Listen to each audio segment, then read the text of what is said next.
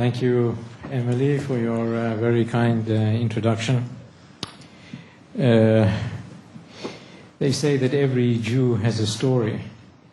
My wife is Hungarian, so servus to you. I don't know much more than that, but a bit I know. Fortunately, I don't have to relate to the gist of this conference, the arms control and the nuclear issues, which are really beyond belief in the difficulty of their resolution. So I will naturally confine my remarks to the turmoil in the Arab world. I hesitate to use the word Arab Spring because I'm not sure that it really is applicable to what it is that we see before us and what seems to be emerging from it. I'd like to say a few words of background and give what I call an alternative analytical paradigm to what the Arab Spring is all about. I think a lot too much has been said about Facebook and Twitter and the computer-savvy younger generation. I think that has been overstated, as opposed to some other more profound, I would argue, social and political regional factors that have been around for much longer than Twitter and Facebook. What we see before us is, I think one could call, as Fuad Ajami once called it many years ago when he wrote a book called The Arab Predicament. This is the Arab predicament really going sour, the crisis really coming to some kind of peak. For the last decade or so, the United Nations has published a series of reports called the Arab Human Development Report. The reasons for the outburst are all there and have been there for 10 years. I think what people could not possibly have predicted is the manner in which this outburst emerged, but the factors underlying it have been known very well. And there are three major deficits that these human development reports speak of. The deficit of political freedom, the deficit in education, and the deficit in women's rights. The three of these combined are at the root of the massive economic crisis of the non-oil producing Arab states. The relatively low levels of education, the low levels of women's participation in the labor force, the relatively high birth rate, all of these combine to create this catastrophic combination of huge populations and failing economies. The population of the Arab world in the year 2000 was 280 million. It is now 360 million. And in the 2020s, it will pass the 450 million mark. Between now and then, the Arab world has to create 50 million jobs. It is not possible that they will actually achieve that. What that means is, in terms of what Emily was saying before, is that we look at a region which, no matter how many regime changes it may face in the next few years, the situation is potentially problematic, unstable.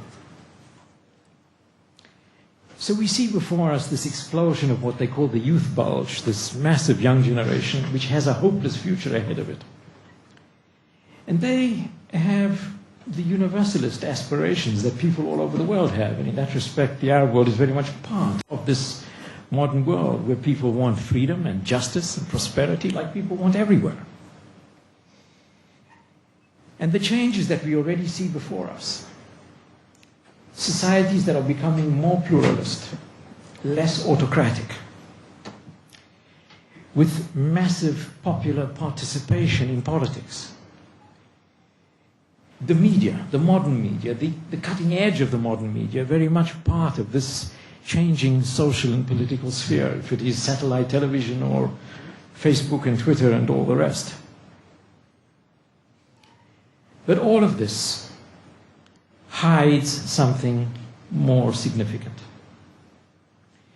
I argue that there is a tendency in the West, in the Western media and in the Western academe as well, a reluctance as a result of a long ideological debate that has been going on in academia for the last 30 years or so. The Orientalism debate, those who are aware of it. There is presently a built-in reluctance to speak about the otherness of the other, to speak about the validity of culture as a political force, as an analytical prism, lest you be accused, if you do, of being an Orientalist or an essentialist or even a racist. And strangely enough, in the West, where people are very receptive to the multicultural idea, which is a very noble idea, I myself believe, accepting the other, yet at one and the same time, this multiculturalist attitude, which is very accepting to the other, refuses to recognize the otherness of the other. The other is different in some very important respects. And in the Middle East, what this means more than in most places, religion is very important in politics, more so than in the West.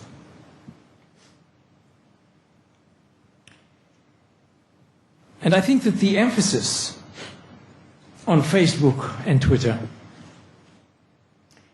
were a way of emphasizing the non-otherness of the other, the way of saying, well, they're just like us, Facebook and Twitter and etc.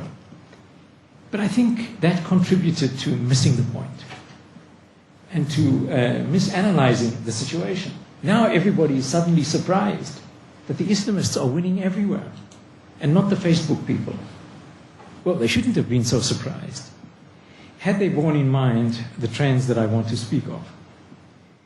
This whole crisis, the socio-economic explosion, comes in the wake of what has been for the last 2 or 3 generations what I call the crisis of secularism.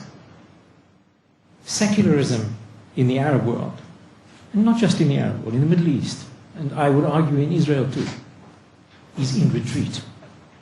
Although the explanations are different in the various places. Secularism is in retreat. And there are a variety of reasons. The 19th century and half of the 20th century were an era of phenomenal Western power projection.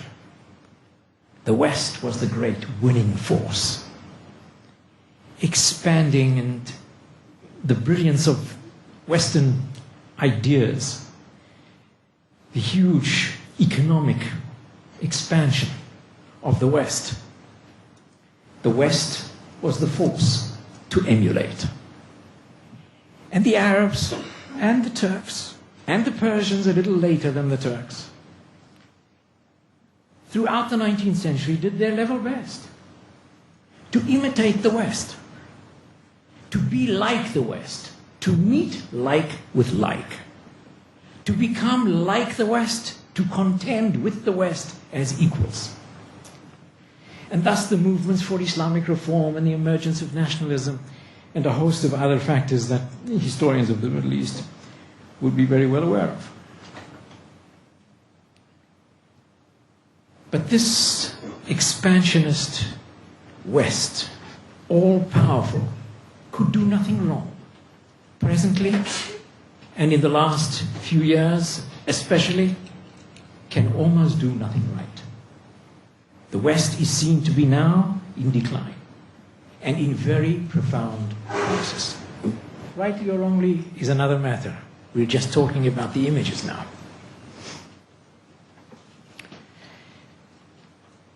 Then there was the great era of the Soviet model, which lasted for a generation or so after the Second World War, where the Soviet model looked as if it had all the answers to the Arab predicament. And Arab socialism and an alliance with the Soviet Union and everything that went with it. But that ended as a miserable failure too.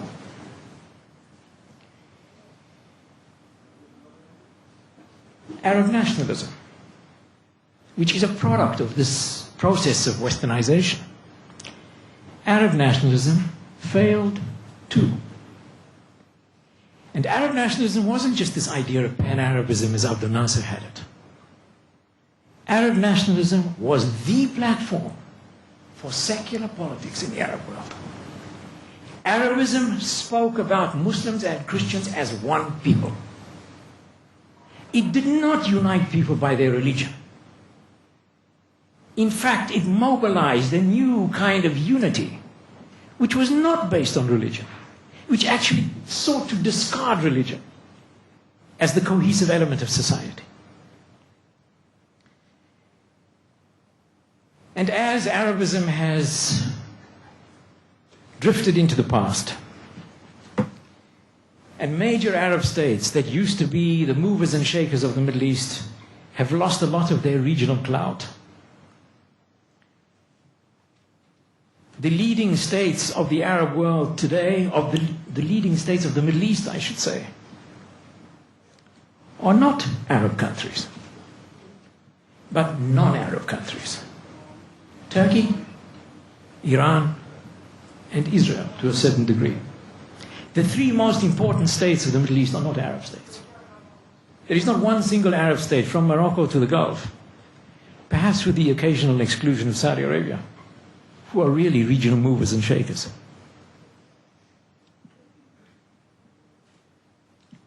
Turkey and Iran do not offer secular models of emulation either. Iran, certainly not. And Turkey of today is not exactly in the spirit of the Atatürk Republic of ultra-secularism either, with an Islamist party in power which has won the elections 3 times in a row and doesn't seem to be facing any serious opposition in Turkey further down the road. In interstate relations, religion is the name of the game. The Sunni states aligning themselves against the Shiite states. It's no longer the republics against the monarchies or the pro-Americans against the pro-Soviet. Even in interstate relations, religious sectarian factors predominate. All the more so in domestic politics. The rise of the neo-traditional forces of political Islam, sectarianism, and tribalism. And we can go through the examples of the Arab Spring one by one. Whether it be Egypt or Tunisia, Syria, Bahrain, Louvre or Yemen. And we could include Iraq too, even though it doesn't belong to the chapter of the Arab Spring. Religious, sectarian, and tribal forces predominate in all of these cases. Each one of them, where the Islamists have already won the elections in Tunisia, where everyone expects them to win in Egypt, where politics in Syria and Iraq are essentially sectarian, and in Bahrain too, and Libya and Yemen are very powerfully tribal affairs with a strong Islamist undertone included. So the Arab Spring means more pluralism, less authoritarianism, greater popular participation, but a springboard for the Islamist parties to make the most, more than other players, in the new political orders that are emerging. So the question we may ask, if that is the case, and if this is becoming a springboard for Islamist gains in regional politics, do Islamist politics and democracy coincide? I think many people instinctively would say that they don't. But I do not accept that disqualification in such an extreme fashion. Islam, just like Judaism, can be democratic. depends on a number of questions that the Islamists or Jewish radicals have to answer. There are four main questions that if the Islamists give positive answers to them, the regime that they could be part of could remain democratic. Whether they will give positive answers to these four questions is another matter, and there is some doubt there. But the four questions are the following. First of all, do they intend really to implement the Sharia? Because if they do, even though the Sharia may be very fair, the Sharia is a God-given legal system. It is not man-made. And therefore, even if it is a very fair and decent system, democratic it is not. And I would say exactly the same of those who would like to impose the halakha in Israel. The halakha may be very fair and square. Democratic it is not. Democracy is all about legislation made by human beings for human beings. It is about the sovereignty of man and not the sovereignty of God. And there can be no compromise between these two. The Islamists, like their Jewish counterparts, would have to accept that the Sharia or the halakha is secondary to the legislation passed by a fairly elected parliament. They might. They could do so. It is not entirely impossible. Flowing from that, three other issues. The equality of minorities. Egypt cannot be a democracy, for example, in the full sense of the word, if the minorities there are exposed to all sorts of repressions. And the same is true in other countries, the same is true in Israel. For those in Israel who think of all sorts of legal ways of suppressing minorities in this country, should think again if they want this country to continue to be defined as a minority. So I just want to make, as a democracy, excuse me, I just want to make it clear that I'm not taking a particular position that is on Islam only. Thirdly, women. The uninhibited, unqualified equality of women. And fourth, the freedom of opinion and conscience. The freedom of religion and from religion. Professors cannot be brought to trial as apostates for writing a thesis critical of the Quran in a democracy. That actually happened in Mubarak's Egypt, not in the present country, but under Mubarak. So these are the questions that the Islamists would have to answer affirmatively for them to create regimes that might be democratic. So what I would say, bottom line, the phenomenon we see before us, this so-called Arab Spring, is creating more open, more democratic, less authoritarian polities. But in these polities, precisely because of the greater openness, the avenues have been opened to the Islamists in a way that has never been possible before. And they seem to be making the most of it in the meantime. Does this necessarily mean undemocratic regimes? It does not. But doubt and skepticism do prevail. Thank you.